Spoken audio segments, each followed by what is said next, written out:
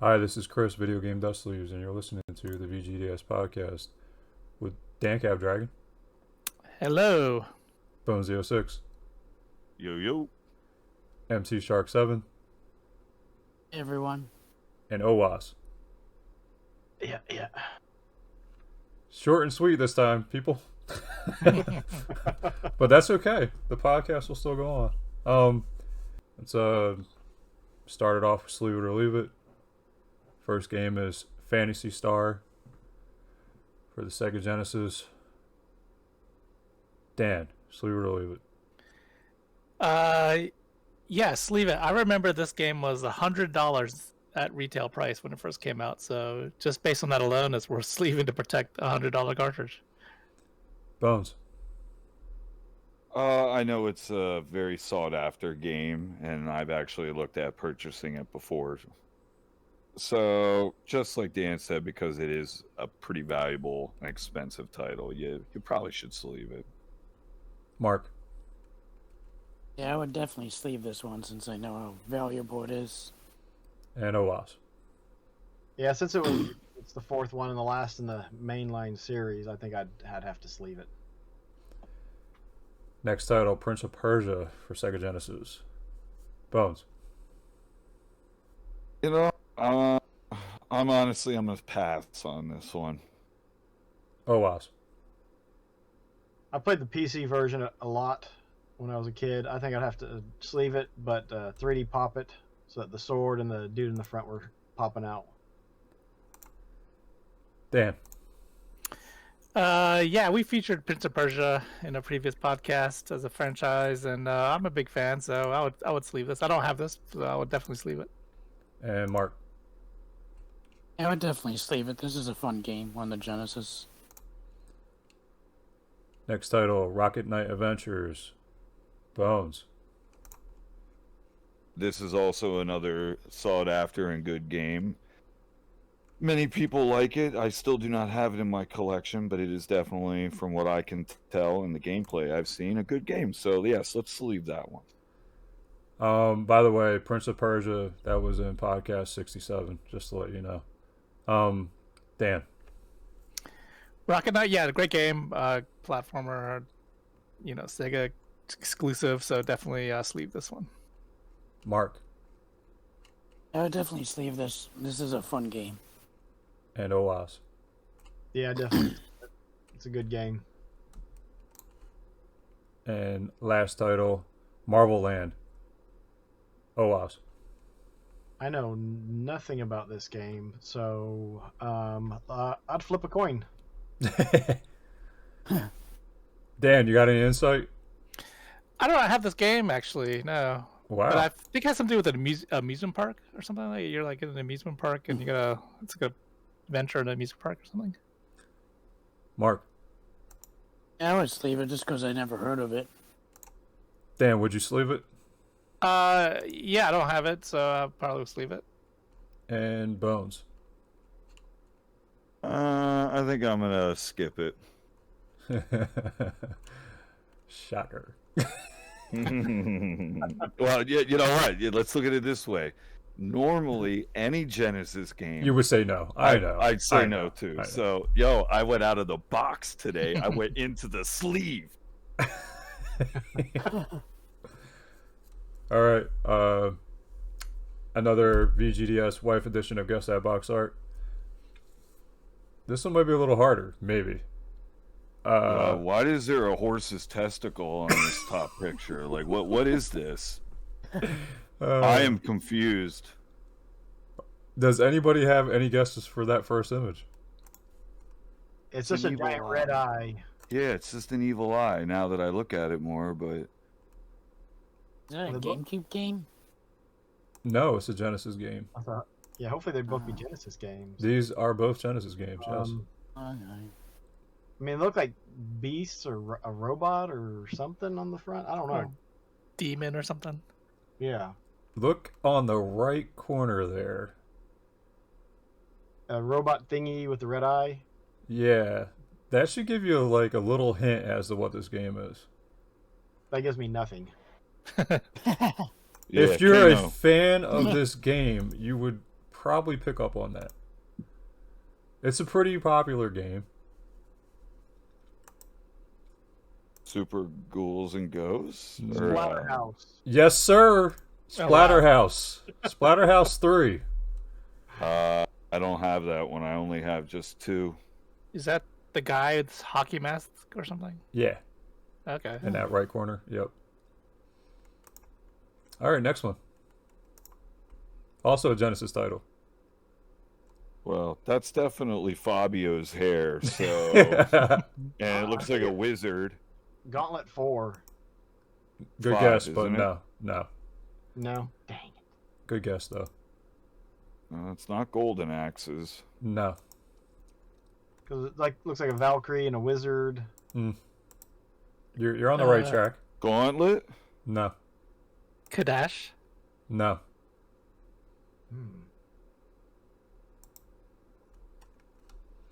Is it Dungeons and Dragons or something? No.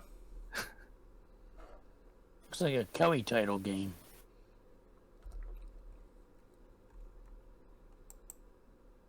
It's 3 words. Can I buy a vowel? There's too many vowels. Horrible EA game. What's that? This is that horrible EA game where you got to run around and you're just poking people. I'm not quite sure, to be honest with you. It could be that horrible EA game. It's 3 words. Yes. Piece of crap. King Arthur's? You did get one word, Oaz, of.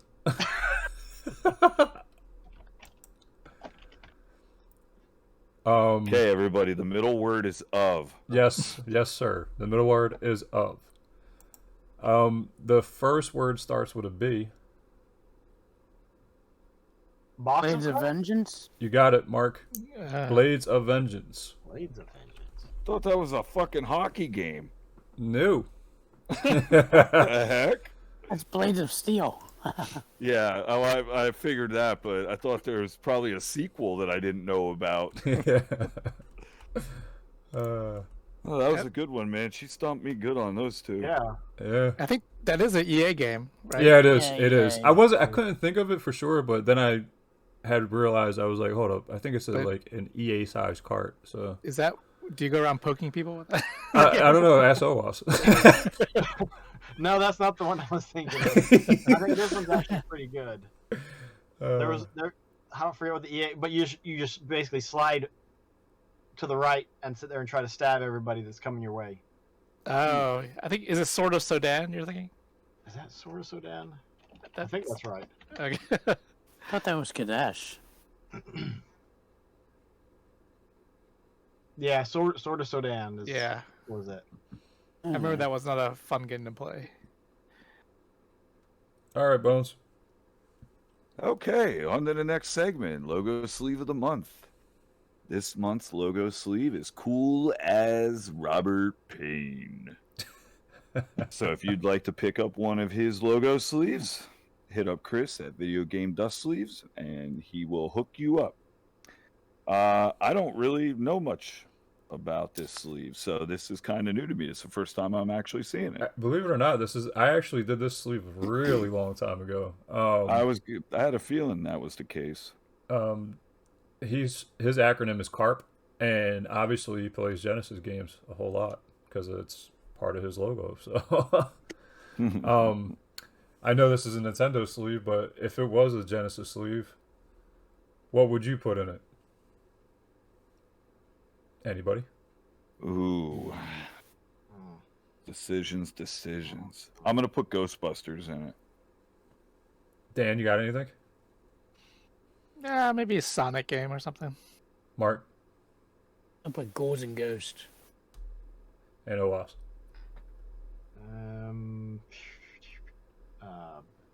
We'll go with Shining Force. All right, Dan. All right, next segment, franchise of the month. For the Sega themed podcast, I wanted to have a Sega themed franchise, and well, actually, many franchises. So, so yeah, nothing particular here. I picked this is me, top 12 Sega Genesis franchises. Now, these are franchises that either are exclusive to the Sega Genesis or franchises that Sega did pretty well at, even though it may not be exclusively for that platform. So I have here, you can see here several titles. And just curious, when you think of Sega Genesis, what do you think of as a franchise that maybe did better? You want that console for, you want the Sega Genesis for, or it did better than, like, you'd rather have it on Sega Genesis than like Nintendo. So we'll start with Bones. I'm going to tell you flat out that I'm not a part of that. Oh, I've got to have it on this console or that. I usually have it on both, first off, if it was on Super Nintendo and Sega. But there's not really anything that, besides, like, say, Mortal Kombat, because you had blood in the Genesis, well, of course I'm going to want the one on the Genesis more. I mean, there's plenty of games that I could put on there for my list, like Acme All-Stars is one of my favorite Looney Tunes sports games. That game is so fun to me. Basketball's fun, soccer's fun. You had Road Rash on here. That was another great franchise. I like the one for PlayStation that they came out with too. That was pretty good. That's the exact Splatterhouse I have. I have John Madden, but honestly, guys, I don't like playing the football games on there. They're better than the more current ones because there's less buttonings involved, but yeah, nah, not really. I love Golden Axe. That was a great pick to put on there. Streets of Rage, another great pick to put on there. Vector Man, I have that. It's another good pick to put on there. Of course, you have Sonic. I figured you would. All around, I mean, the thing is, I didn't have Sega when it first came out. I had I don't know how he was called. My mom called his wife cousin. So I don't know how. I don't even know if we were actually even related to him. But he worked at 48 Hours Video, and he had the Genesis when it first came out. So I remember going there as a kid and seeing this new console, and it was like, wow, look at the graphics on this. Because at that point you had Nintendo. That's what everybody was playing, and he had this new console. Sonic was definitely probably one of the most iconic things that you will ever remember from the Genesis, at least in my eyes. There's a lot of games that I still want to get for Genesis that Ghouls and Ghosts is a definite, because there's a big difference in gameplay from Super Nintendo to the Genesis. Castlevania's same deal, which I'm surprised you don't have Bloodlines on there, Dan. I'm a little surprised, I have to say.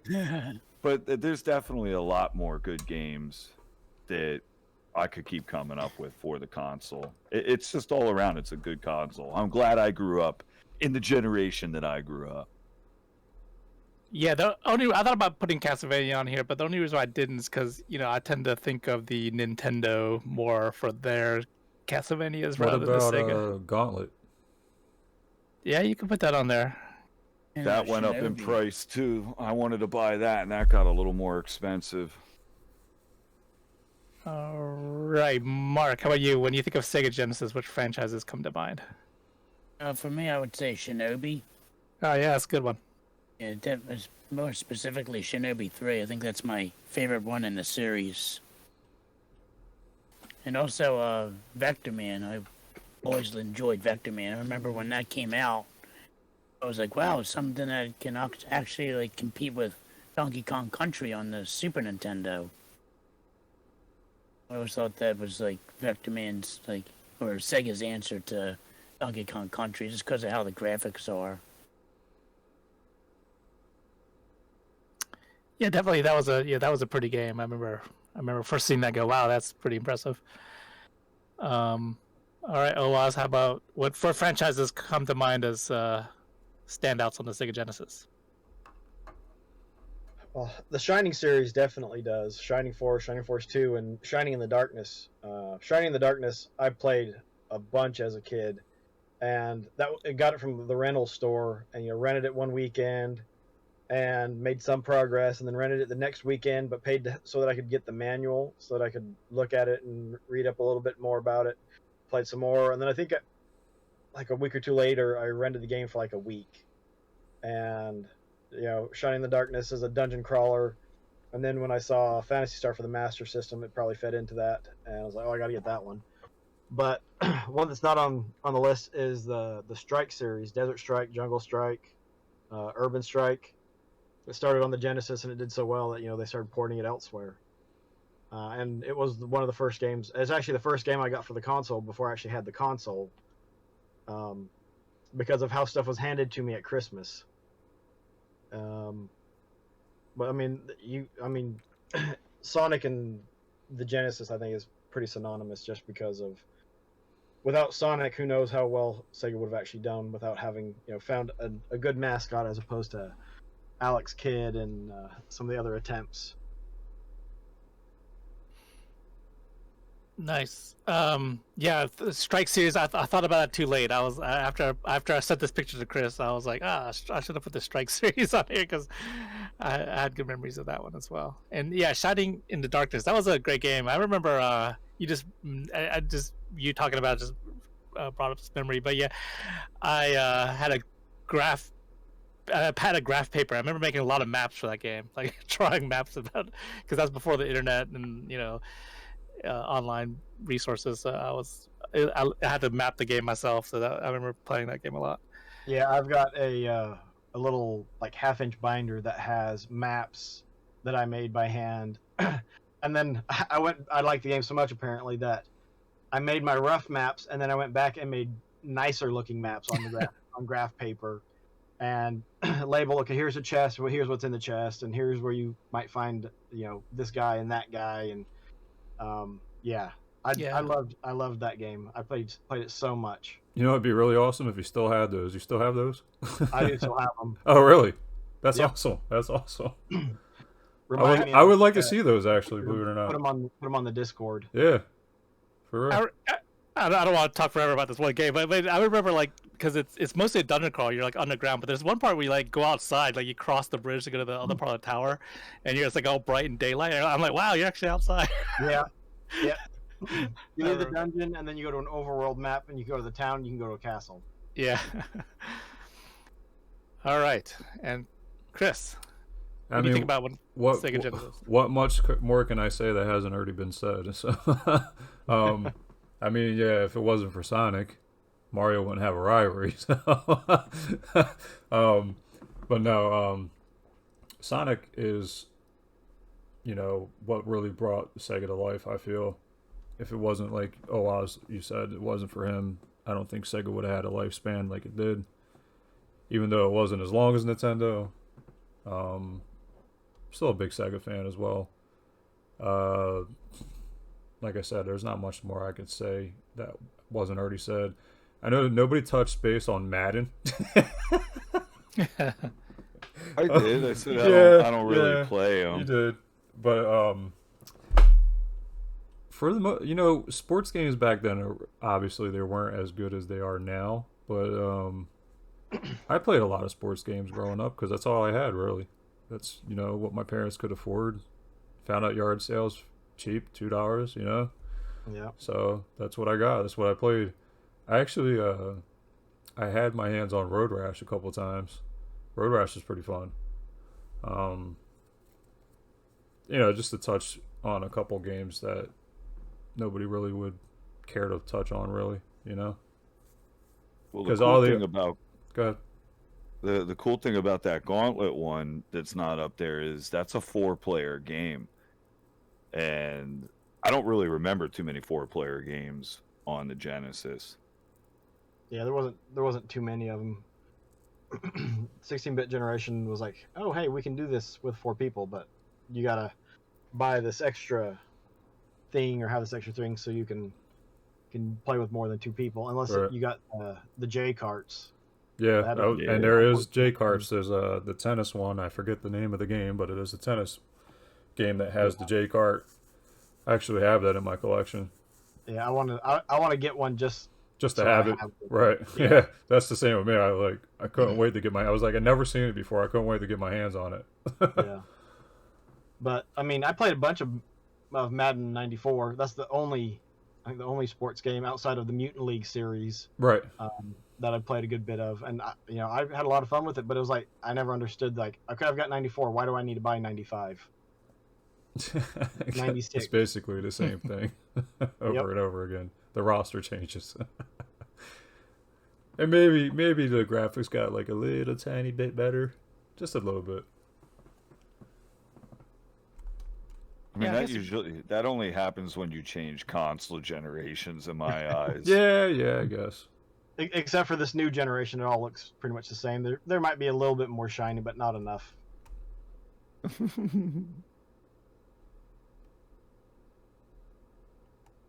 All right, Dan.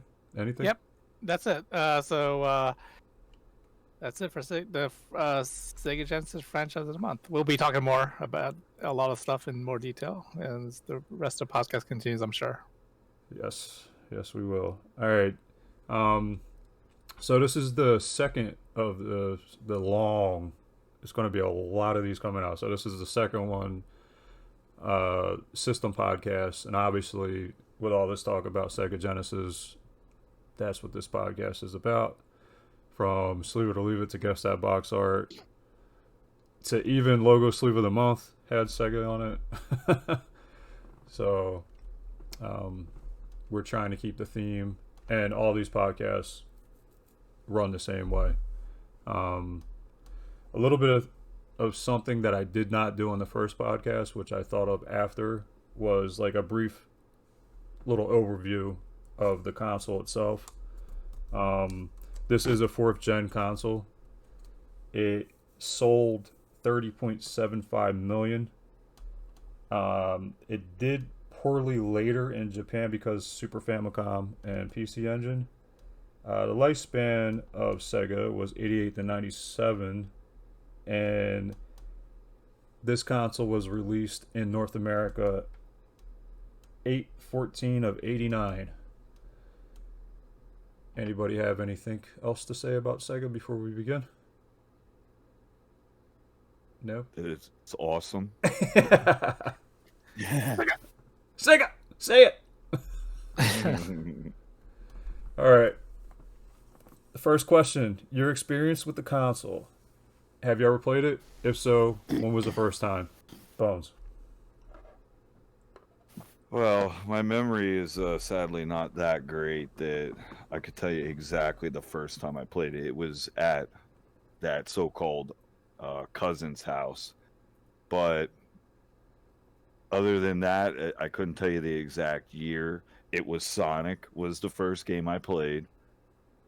He had, I think, a baseball game as well, but I don't remember what it was. Was it Baseball 2020? No, definitely. That's an awesome game. Definitely not that.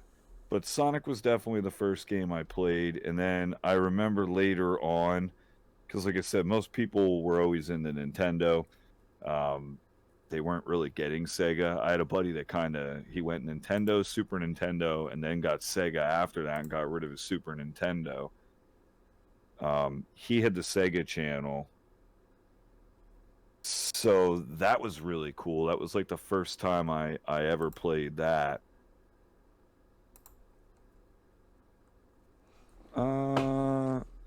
Yeah, I mean, have I played it? Sure. I have a ton of games. I think I'm up to like 300 games or something like that now for the Genesis currently.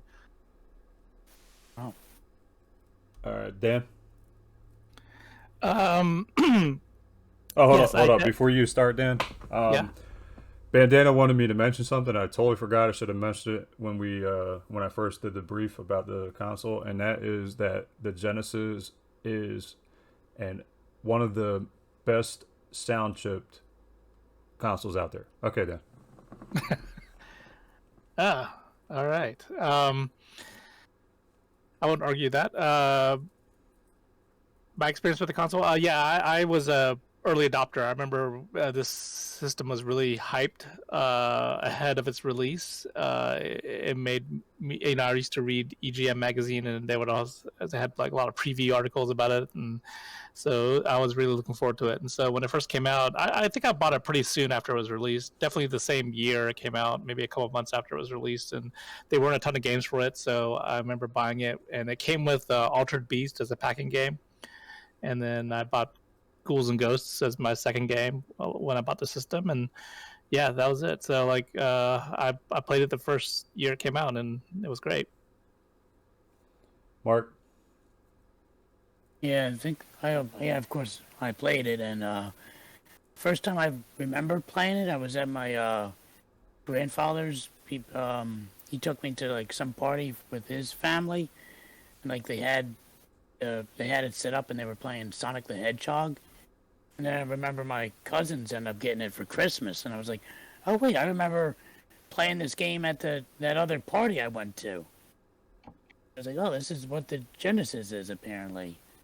Then I ended up choosing that over the Super Nintendo when I ended up picking up my first 16-bit console. And the first game I bought for it was Shinobi 3, and I loved that game.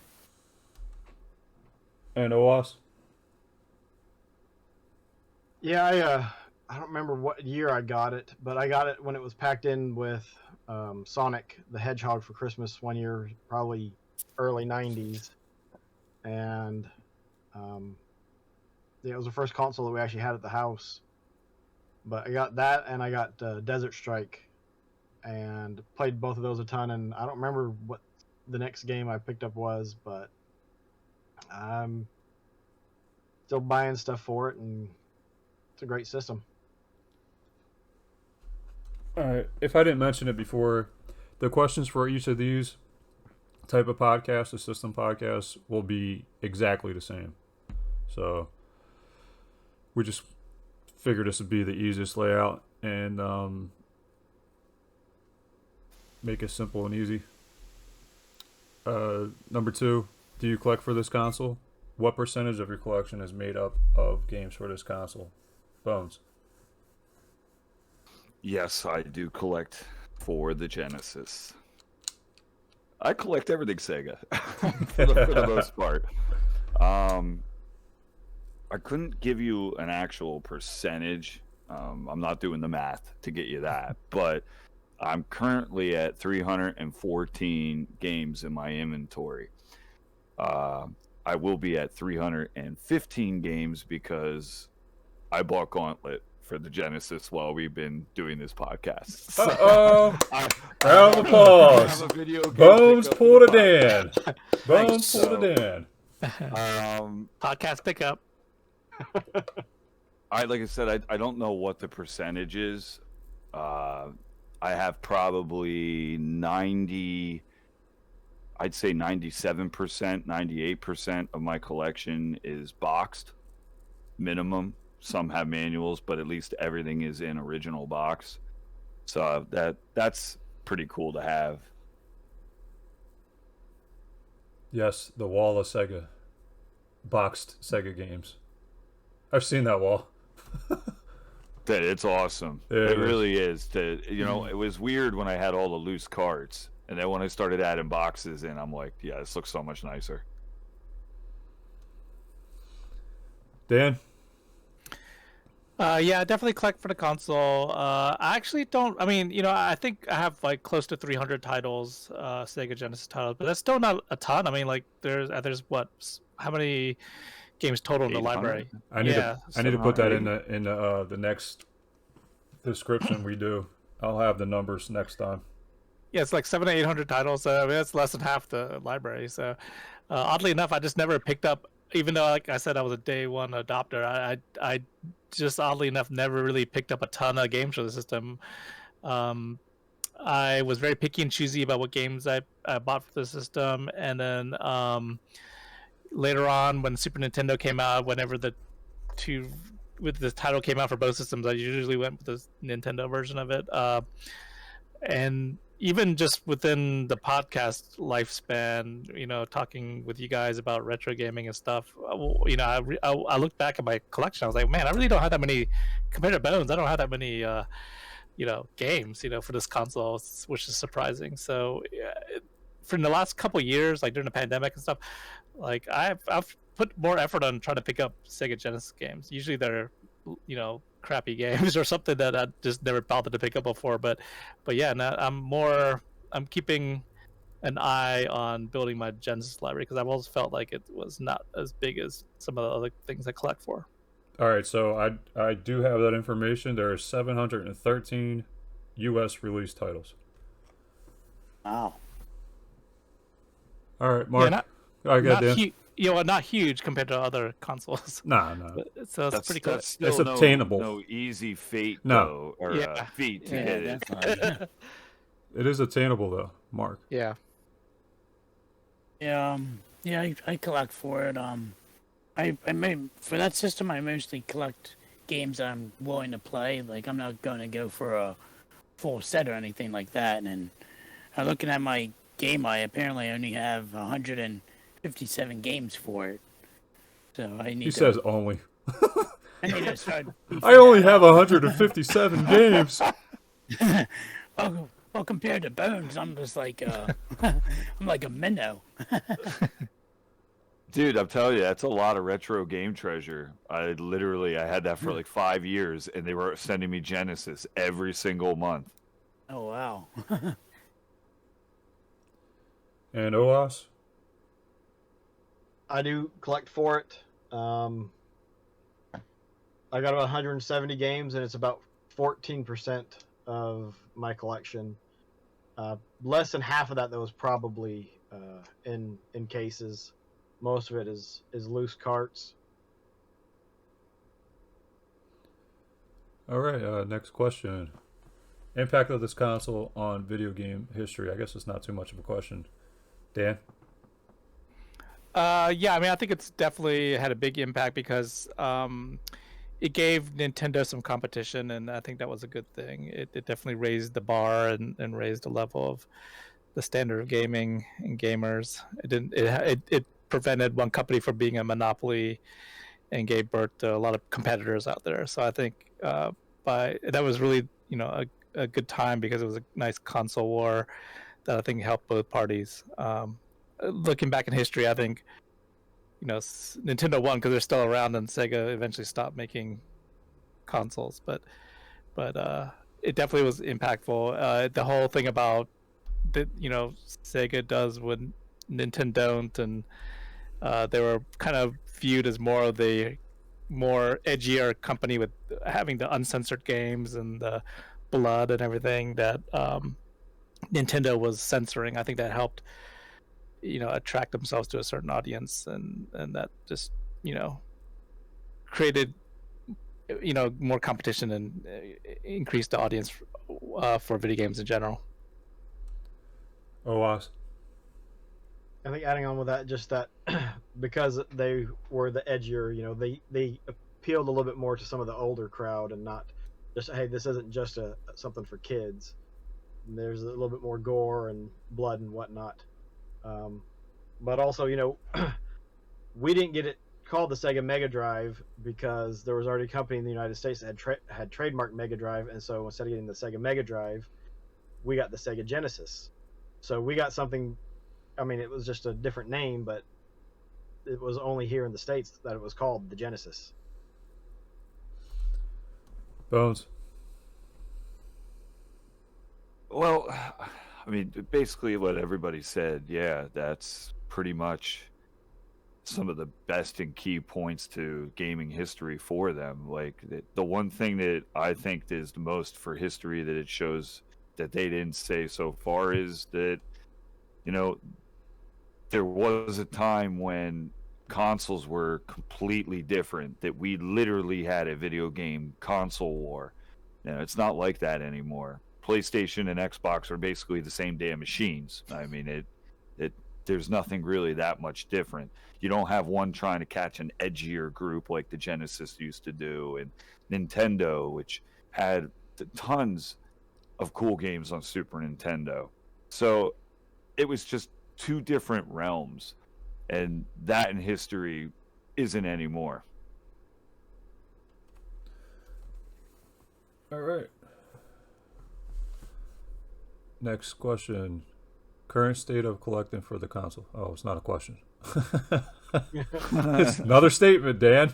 Wait, I didn't go, Chris. Oh yeah, you missed Mark. Oh, sorry, Mark. Go ahead. Yeah, I would basically say that I would say it basically started the whole console wars, because a lot of like the Atari and the ColecoVision and all that, they were like, seemed like they were doing their own thing, not really competing with one another.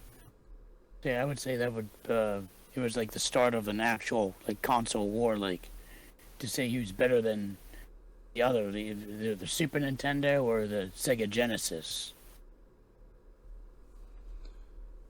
All right. Sorry about that. No problem. Number 4. Current state of collecting for the console. Bones. Current state's good. It's all hunky dory. I just bought a game. I wonder who gave you the idea to buy that game. See, this is what I love about the podcast. I do the same thing as you, Dan. It's just I've been a lot more stingy on buying any games. This is the first game I've bought now in Months. couldn't even tell you. Yeah, it's been a while. Nice. Glad to have you back, Bones. Boy, Dan was jumping up and down when he heard you bought a game, Bones. Oh my God, you had to mute it, didn't you, Dan? Dan. Yeah, no, I mean, current state for a long time, I felt like collecting for the Genesis was easier and it wasn't as crazy in terms of prices. But I feel like, I may be wrong, but I feel like now that's changing. It's also going up in price for a lot of this stuff.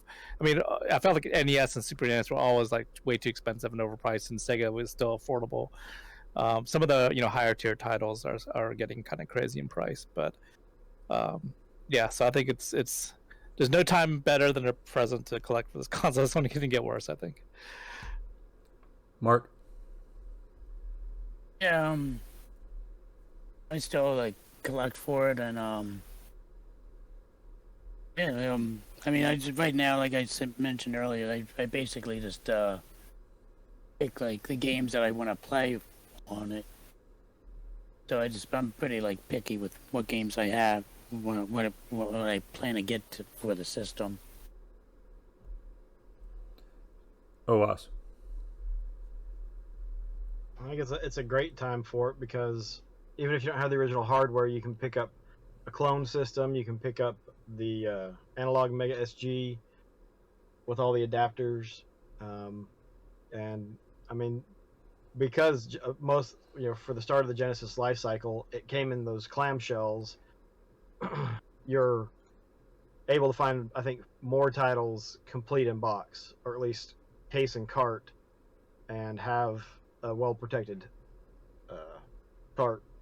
And it's unfortunate that prices are going up and up and up, and the games that were some of the games that are really great to have on the system are just getting priced out. But it's just seems to be the times that we're living in, or the crazy people we're living with. All right, number 5. The games. This console is best known for which type of games? Mark. I would say platformers and shooters. OAS. I just remember back in the day that there seemed to be like a heavy push on the sports games that the Genesis had going for it, and that I can still remember commercials and advertisements in magazines pushing particularly the Madden series at the time, and I think Joe Montana football. Yeah, I was going to say, I remember Joe Montana advertisements all the time. And so Sports talk. Yeah. Yep. So I'd say at least back in the day it was the sports, but I think there was also some RPGs that it was well known for, with fantasy, particularly the Phantasy Star series and Shining Force. Well, don't forget they had that bundled console that came with the stadium bleacher seat pad. That was a sports bundle of some type. Oh yeah, the Sega Sports one. Yeah. Huh. I remember that. It's kind of uncommon. Dan? Yeah, I would definitely agree. When I think of the Sega Genesis, I think of all the sports games and people were into Madden, NHL hockey, even like FIFA soccer, all those games. ESPN tonight. Yeah. You recommended that one to me as well. Yep. That was baseball tonight. Yeah. So yeah, sports games for sure. And also, Mark mentioned the shooters. There's a lot of great shoot 'em ups on this system. They're very collectible, very valuable, high-priced games, and so that's a genre that the system did particularly well. Yeah, overall, I think it's sports games and shooters for the system. And Bones? What can I say that these guys haven't? I mean, really, the console is just best known for its games for being just the edgier of games, really. Yeah, the real version of Mortal Kombat is what you want for this. Yeah, like who can forget that commercial with the kids screaming? Mortal Kombat!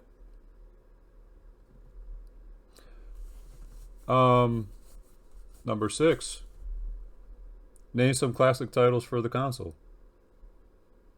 Bones. Well, you have to say Sonic. I mean, I'm going to beat everybody to that one.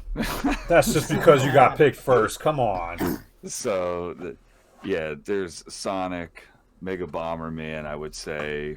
Because I think Mega Bomberman was a mega hits, actually, too. I think it came out because they had that one towards, I believe, the end, or somewhere in the middle to end when they came out with the mega hits version of the games. Ghostbusters. Now, it's a good title. I don't know if it would be necessarily known as like a classic that everybody had. You got the Golden Axes, and now I'm looking forward to playing Gauntlet. Dan? Yeah, we talked a lot about in the franchise segment, but this could also include games that were not franchises technically. Like we talked about Castlevania, Bloodlines, Contra Hardcore. Those are the games that Gunstar Heroes. That's a single game that's really good for this console. It's it's the really weird stuff too, like Michael Jackson Moonwalker, just like unique games that you didn't find anywhere else. Mark? I would say games like Dynamite Heady, the Echo the Dolphin games, Comic Zone, Tasmania. OWASP. I think you have to say at least Madden for the sports stuff, but also the Mutant League football and hockey games. Those were really great additions. And then who could forget about Crystal's Ponytail? Oh. Let's not forget Richard Scarry's Funny Farm or whatever the hell it is. Happy Town or something. Happy Town. Yeah. I don't know. I put it in and played it for like 5 minutes and was disgusted.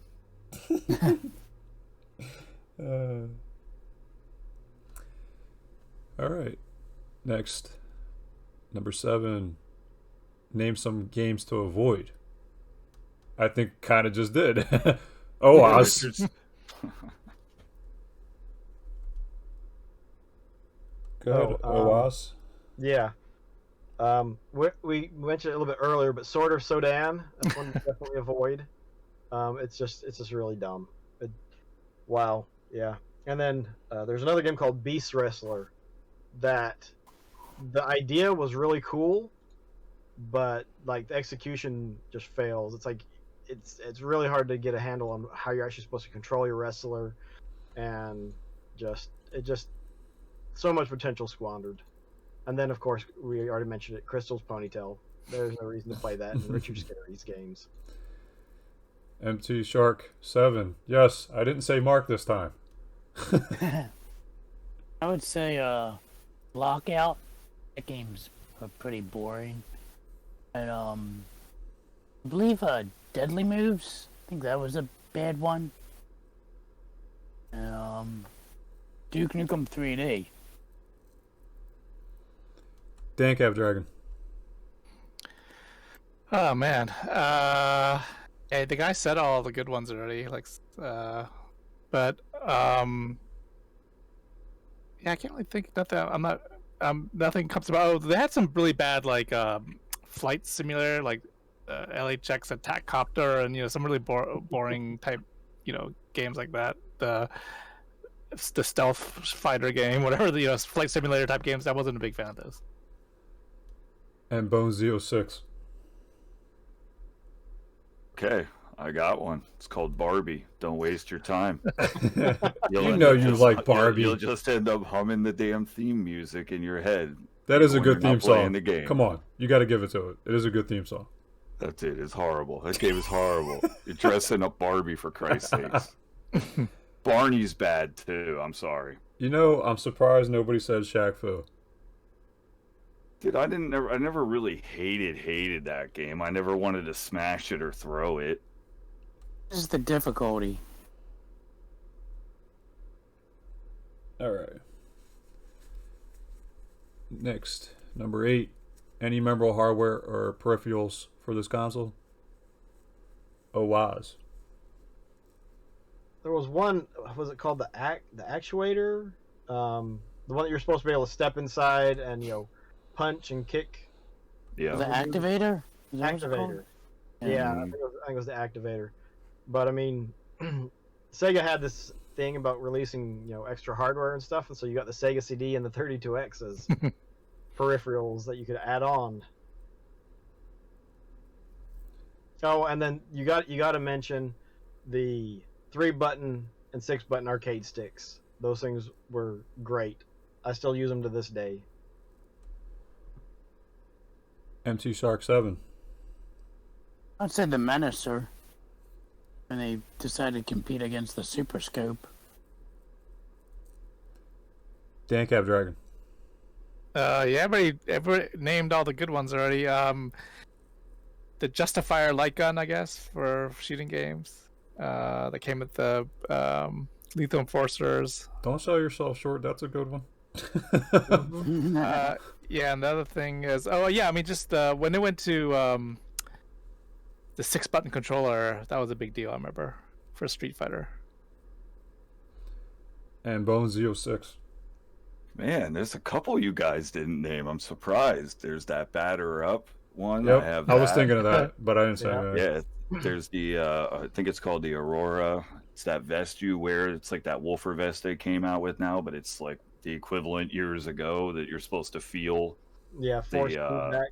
Which, Dan, you have that. Me The and Dan recoil. both bought a brand new one of those. Yeah, that's right. I forgot. And there's a golf game for it. It's like T something, TV, I think it's actually called, or something stupid, that you swing it like a golf club. So yeah, they came out with a bunch of different stuff. All right. Number 9. If you want to check out this console, what the actual hardware and games, what are the best alternatives? Bones.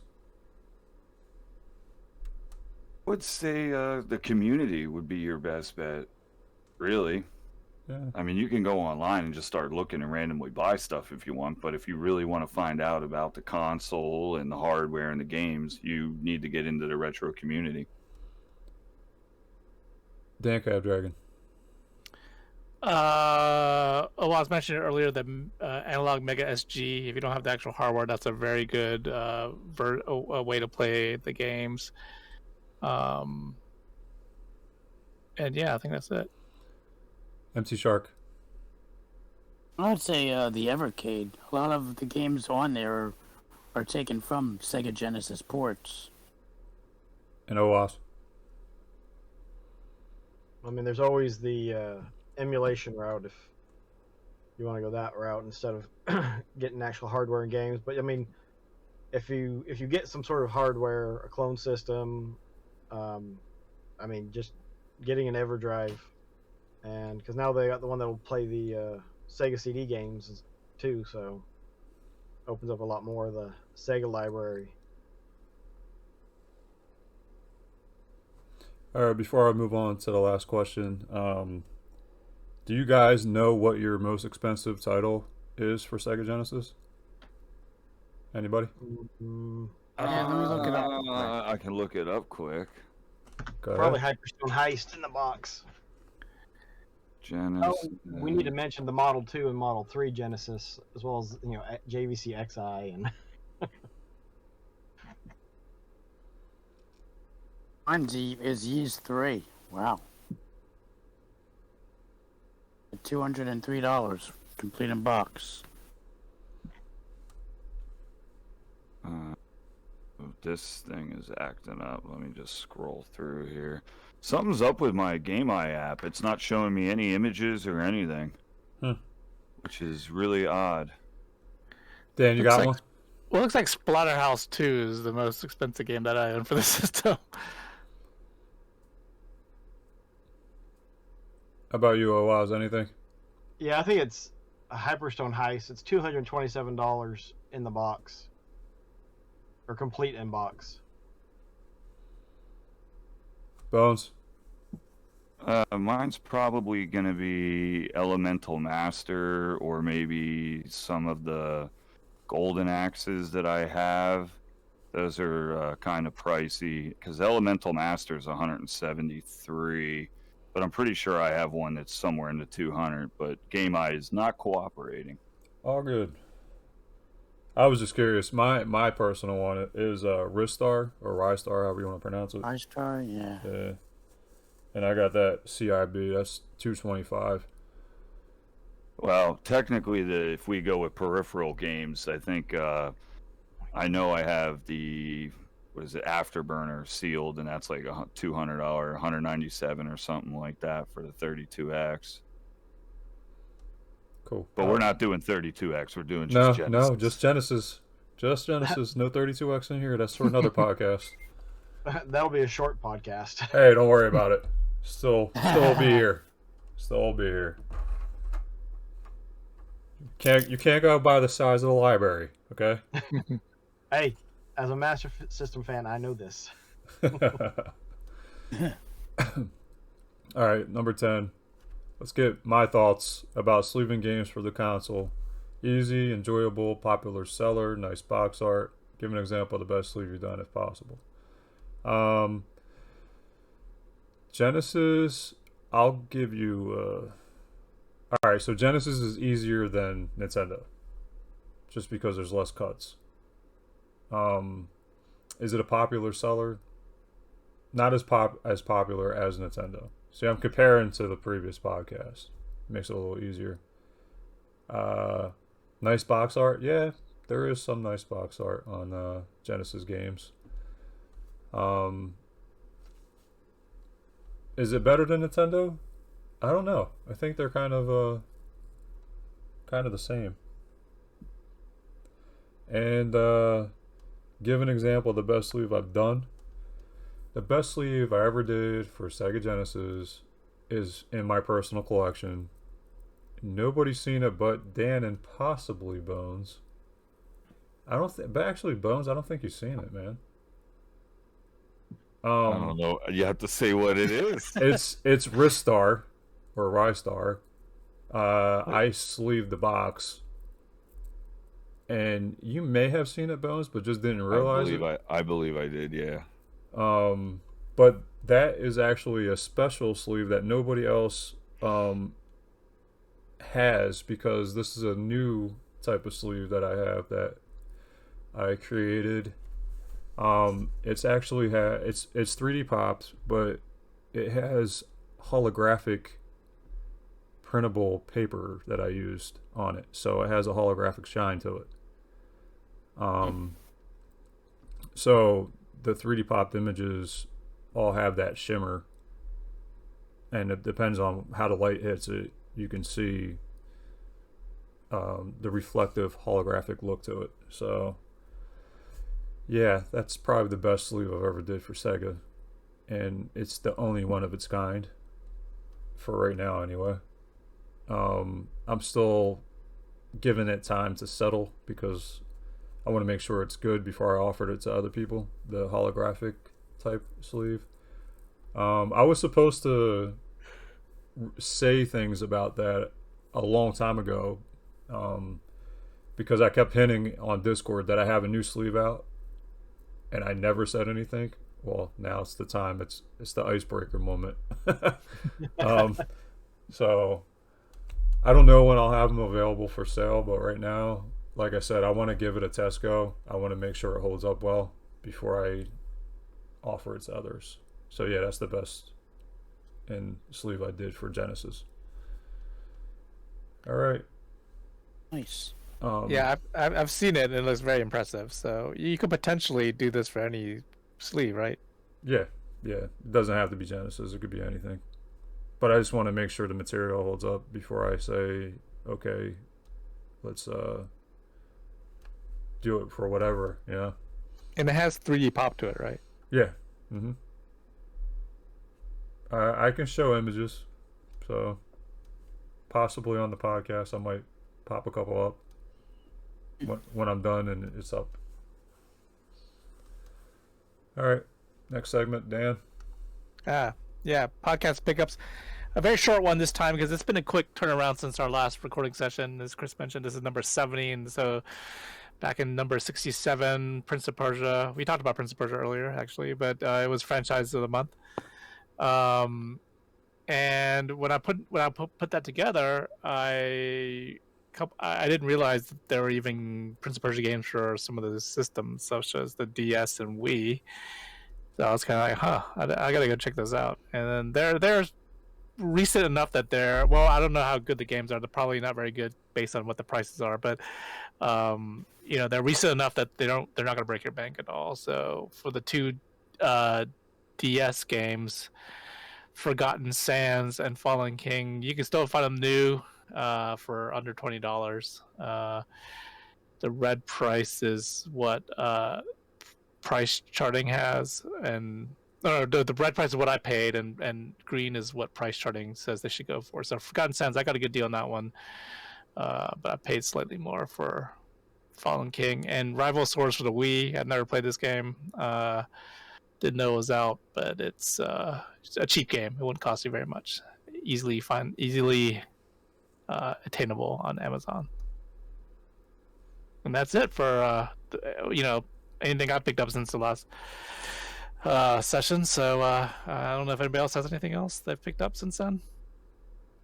I have. I also picked up Prince of Persia, the Forgotten Sands for Xbox 360. I think I got it for $8. Nice. Anybody else? No. No. Nope. All right. On to the next segment, 3D or no.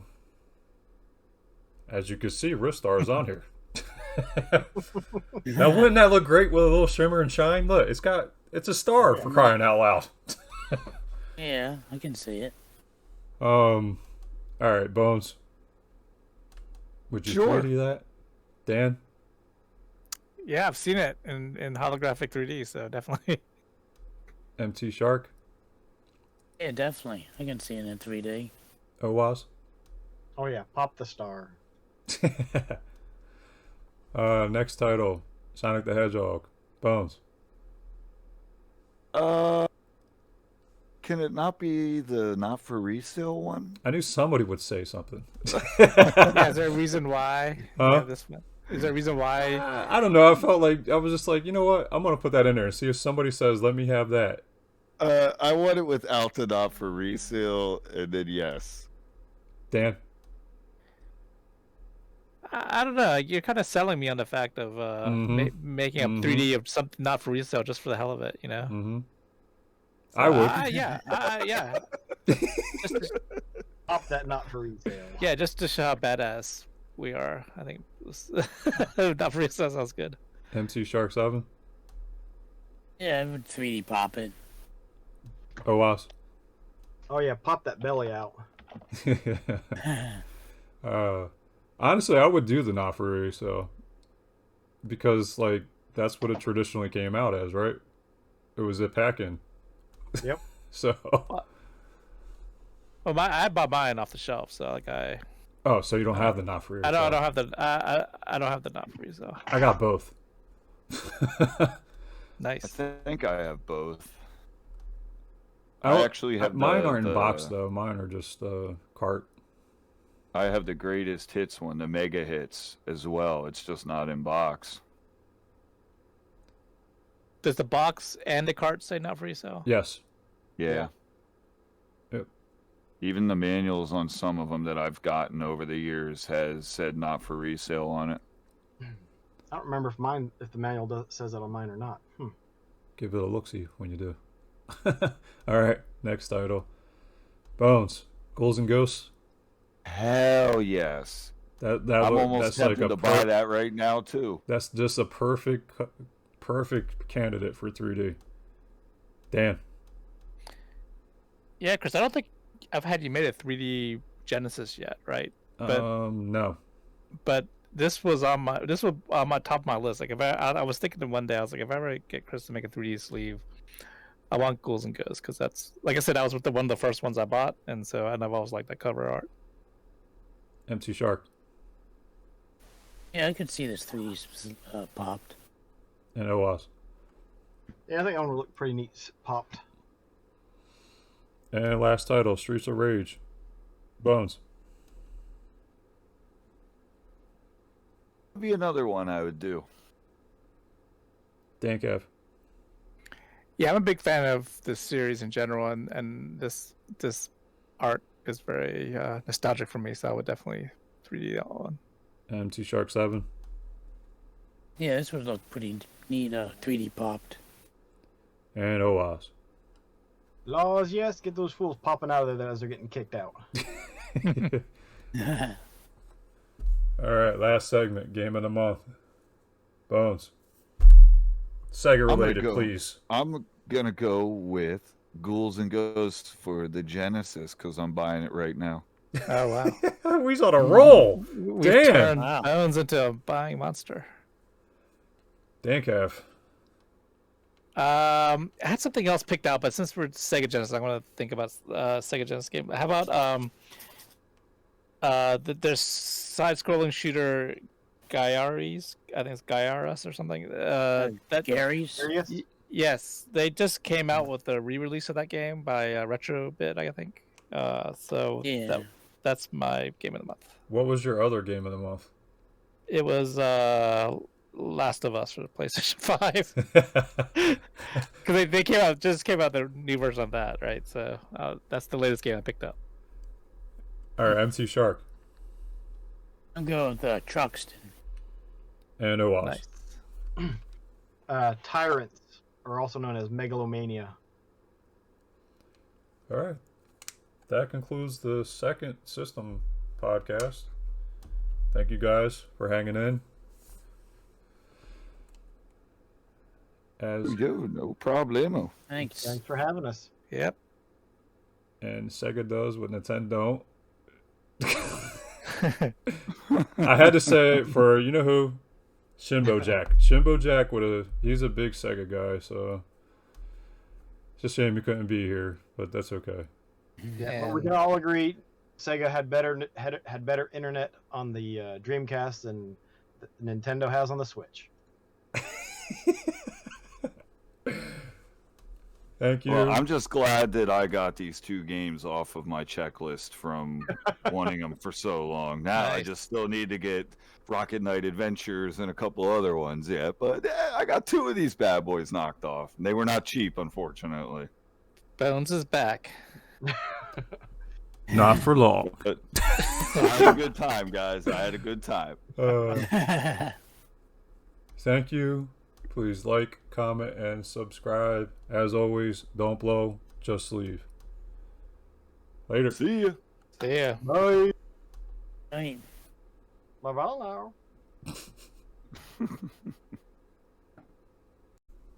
All right. We got a lot of people in here. Bones, Yes, sir. Yes, sir. Dan? Yes, I'm here. Mark? I'm here. OWAS. Yeah, let me go look. You sure you're not here? The lights are on, but nobody's home.